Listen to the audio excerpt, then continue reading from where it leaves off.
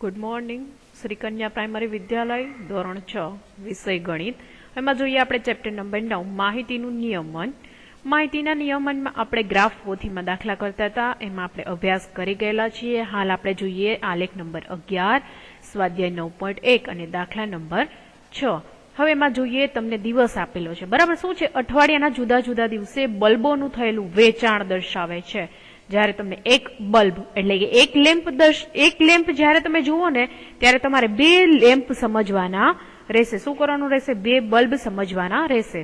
તો તમને સોમ, મંગળ, બુધ, ગુરુ, શુક્ર, શનિ એવી રીતે બધા દિવસના અલગ અલગ તમને દર્શાવેલા છે. તો આપણે જોતું જવાનું છે.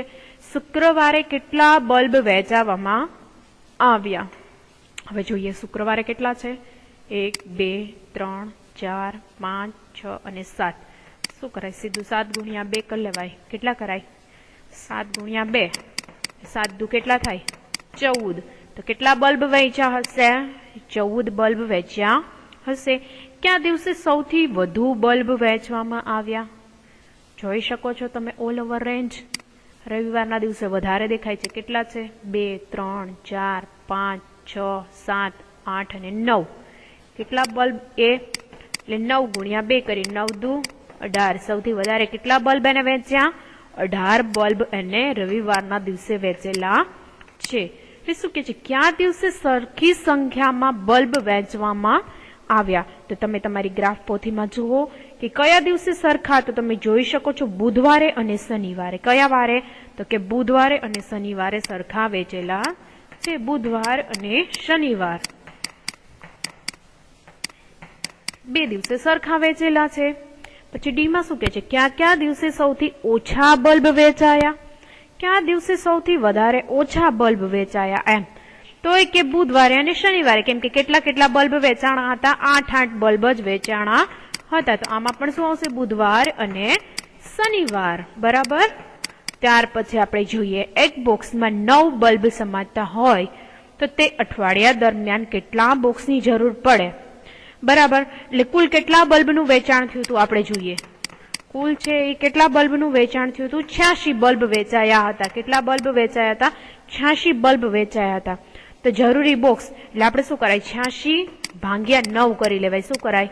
86 ભાગ્યા 9. કેમ કે એક બોક્સની અંદર 9 બલ્બ સમાય છે.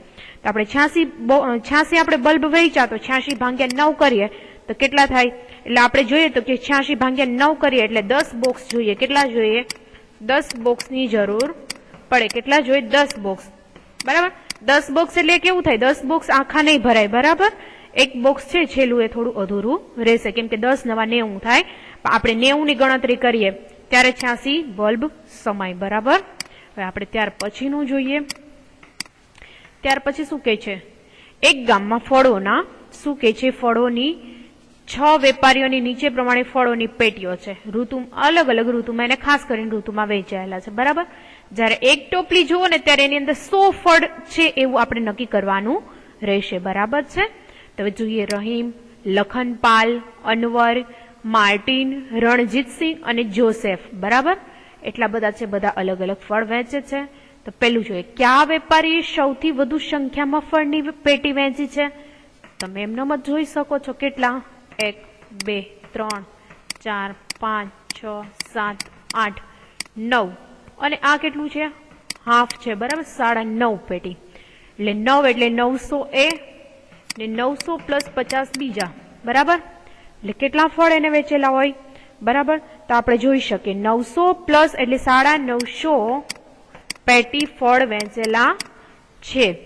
અનવર દ્વારા ફળોની કેટલી પેટીઓ વેચવામાં આવી? તો જોઈ શકો છો 1, 2, 3, 4, 5, 6 અને 7. કેટલી પેટી વેચી અનવરે?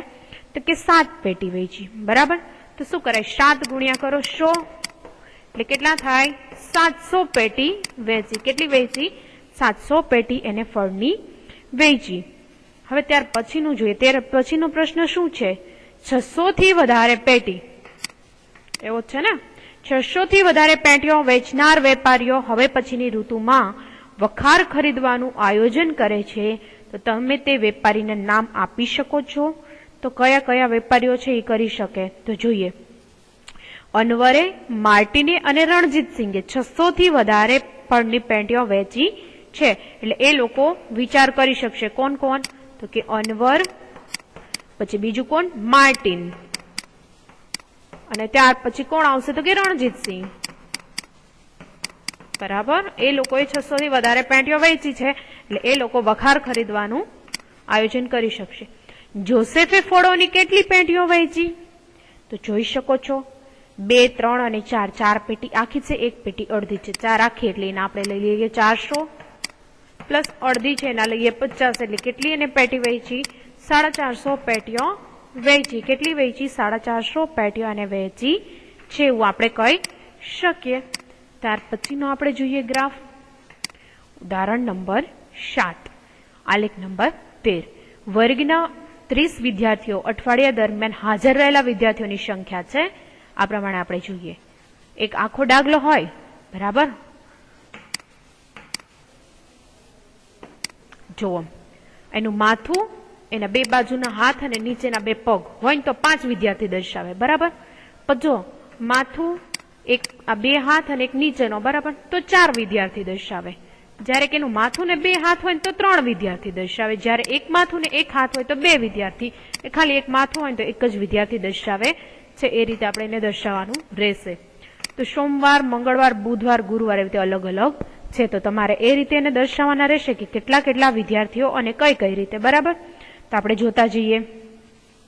સોમવારે કેટલા વિદ્યાર્થીઓ છે? 24. તેને દર્શાવવા હોય તો શું કરાય? બરાબર, 24 વિદ્યાર્થી છે. કઈ રીતે દર્શાવશો જોઈએ. ચાલો શું કરાય? પહેલા એક માથું દોરી લ્યો આમ, પછી આ 2 પગ અને 2 હાથ. એટલે કેટલા થયા? 5 વિદ્યાર્થી. ફરી પાછા તમે 5 દોરો એટલે 5 ને 5 10, 10 ને 15. ફરી આ રીતે દોરો, 15 ને 5 20, બરાબર. 20 દર્શાવ્યા. હવે તમે જોઈ શકો છો 20 અને આ 24, બરાબર. હવે એ જ રીતે તમને મંગળવારે દર્શાવવાનું કે છે. મંગળવારે સેમ કન્ડિશન આ જ કરો. 5 આ 10, બરાબર. 15 આ 5 20, આ 25 અને એક આ 26, બરાબર. હવે એવી જ રીતે તમને બુધવારે કહે છે. આવું તો તમને બધાને સરસ મજાનું આવડે છે, બરાબર ને. આવું ડ્રોઈંગ કરવાનું કે એટલે કાંઈ વાંધો આવે નહીં. આમાં તમને બુધવારે કેટલા કહે છે? 28 કહે છે, બરાબર. એટલે અહીંયા આપણે જોઈ લઈએ. આ કર્યા કેટલા થયા? 20. ત્યાર પછી આ કરીએ એટલે કેટલા થયા? 25.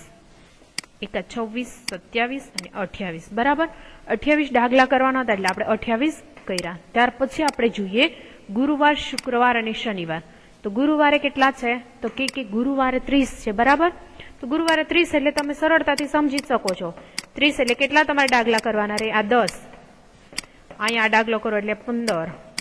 આ કરો એટલે 20, 25 અને 30, બરાબર. 6 ડાગલા કરો એટલે તમારા 30 થઈ જાય. શુક્રવારે કેટલા કે છે? 29 કે છે.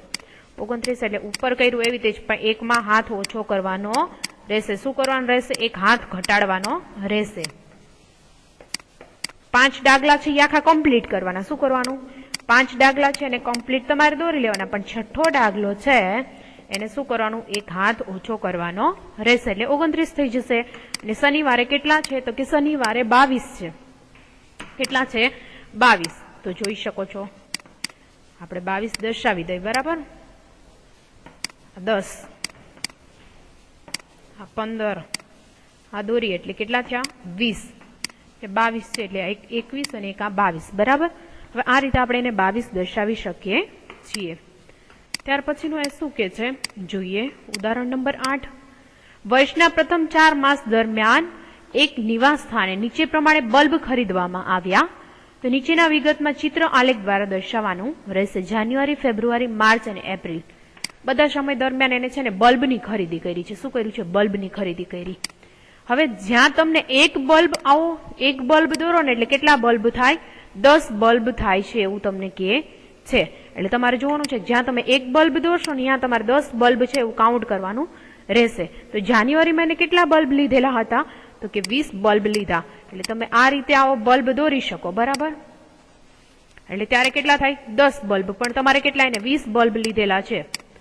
તમારે આકૃતિ વ્યવસ્થિત દોરવાની રહેશે, બરાબર. 2 બલ્બ દોરશો એટલે કેટલા થશે? 20 બલ્બ છે એવું તમે કાઉન્ટ કરી શકશો. પછી એને ફેબ્રુઆરીમાં કેટલા બલ્બ લીધેલા હતા? તો કે ફેબ્રુઆરીમાં એને 26 બલ્બ લીધેલા, એટલે બરાબર આ એક દોરી એટલે 10. ત્યાર પછીનો અહીંયા તમે ફરી પાછો બલ્બ દોરો એટલે કેટલા થયા? 20. પણ હવે જો ને 26 બલ્બ લીધેલા છે એટલે એક બલ્બ તમારે કેવો દોરવો પડશે? અડધો દોરવો પડશે, બરાબર. અડધો દોરો એટલે ત્યાં તમારા 26 બલ્બ થાય. માર્ચમાં એને કેટલા લીધા? તો કે 30 બલ્બ લીધા. તો કેટલા બલ્બ દોરો તમે? 3.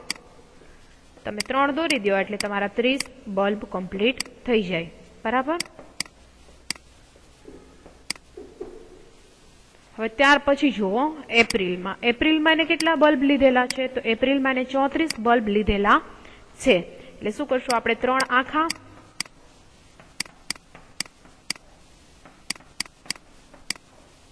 અને બીજો જે એક દોરો છો એ કેવો? હાફમાં દોરશું, બરાબર. પૂરો નહીં દોરીએ એટલે 34 તમારા દર્શાવી શકો કે એને 34 બલ્બ લીધેલા છે, બરાબર. આજના લેક્ચરમાં આપણે અહીંયા સુધીનું રાખશું, બાકીનું આપણે નેક્સ્ટ લેક્ચરમાં જોશું. અહીંયા સુધીનું બધા વ્યવસ્થિત એની ગ્રાફ પોથીમાં વ્યવસ્થિત રીતે દાખલા ગણે. Thank you.